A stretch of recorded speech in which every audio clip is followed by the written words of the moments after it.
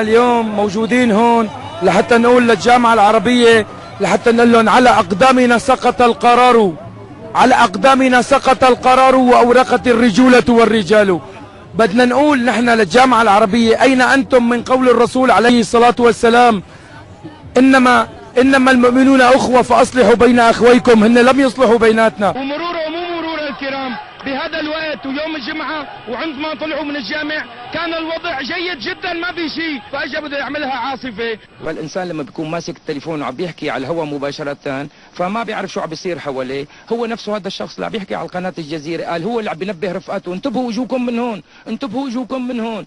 انت عم تحكي على القناة ولا انت يعني الشغلة كلها اصبحت واضحة يعني، ويعني صار كثير شغلة يعني الناس كلها عرفت الأكاذيب والألاعيب اللي عم بيقوموا فيها. فنحن أصحاب حق ونحن أصحاب حقيقة، ونحن منحيي جيشنا ومنحيي الأمن. وأنا كنت واحد من الناس اللي رافق الوفد البريطاني اللي إجا على سوريا. من وقت ما نزلوا من المطار نحن استقبلناهم لحتى ما ودعناهم. اجوا من هنيك يا حرام من كتر الزخ والضخ جايين مفكرين سوريا عم تشعل نار. اجوا طلعوا سيارين، طلعوا فساح، راحوا على ضريح الجندي المجهول، تبرعوا بالدم كلياتهم، دعموا الليرة السورية، طلعوا بمسيرات تأييد معنا، نروح على المطاعم. جامع زين العابدين. كيف كانت الصلاة؟ كانت صلاة طبيعية والخطبة أدت بكل أريحية يعني تمام. نحن طالعين بعد ما خلص الجامع الناس كلها راحت توجهت إلى بيوتها، فطلعوا 15 واحد وبعدوا عن الجامع وصاروا يطلعوا صخب وضجيج وعياط يعني. صلينا بجامع الحسن وكانت كثير أمور عادية، وطلعنا كان في سفير اجنبي برا والعالم مستنيته، يعني واحد منهم انا وبيت بندوره كل شيء. هذا بشركم طول عين قامت عالم الجبل.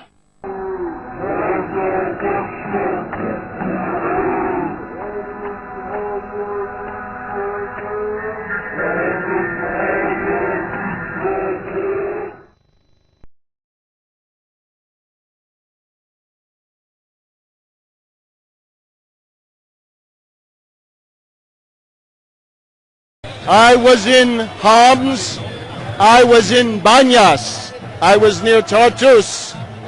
There is no insurrection. There is no mass organized movement against President Assad and the Ba'ath Party. People are afraid of terrorism. They don't want snipers shooting at them. هي الحرية صارت إرهاب عم تدمر بالبلاد.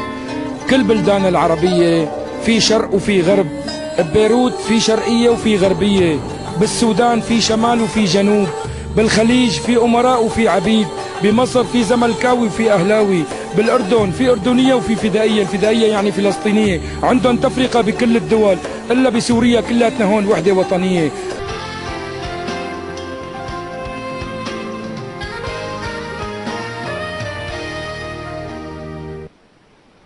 السلام عليكم ورحمة الله وبركاته. السادة مشاهدي تلفزيون الدنيا، أهلا بكم إلى حلقة جديدة من برنامج صوت وصدى. طبعا موضوع الإسكان، موضوع السكن، موضوع الجمعيات السكنية، هذا الموضوع مزمن ربما بالأفكار الموجودة لدى الناس. تفضل. أنا بدي أحكي بلسان المواطن العادي. كلمة نحن عنوان حلقتنا عن السكن. كلمة بيت وكلمة سكن بالقرآن الكريم مذكورة بعدة مواضع، ومنها يا أيها النمل ادخلوا مساكنكم. يعني حتى النمل عنده مساكن، النملة عندها سكن تسكن فيه. فأنا هلا بدي أحكي بلغة المواطن البسيط العادي. هلا عنده انطباع المواطن العادي الجمعيات السكنية عنده انطباع مثل ما كان يشوف بالنقد البناء بمسلسل مرايا، عندما ياسر العظمي فناننا الكبير بنوجه له تحية سجل على بيت ومات وبعد 30 سنة اولاده استلموا هالبيت. هذا المواطن العادي شايف هالفكرة براسه.